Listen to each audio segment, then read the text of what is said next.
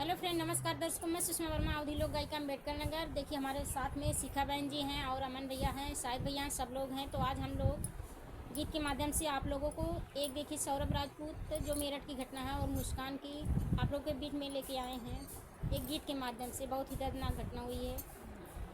पति और पत्नी के कहानी, पति और पत्नी के कहानी, शर्मसार भाई सारी दुनिया। पति और पत्नी के कहानी, शर्मसार भाई सारी दुनिया। भइल सारी दुनिया सखी, भइल सारी दुनिया, भइल सारी दुनिया सखी, भइल सारी दुनिया। पति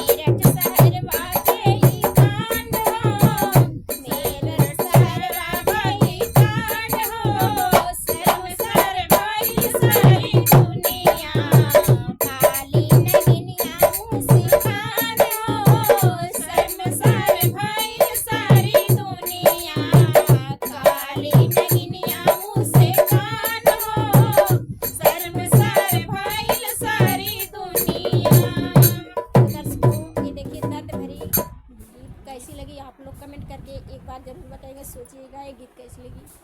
धन्यवाद। जय माता दी।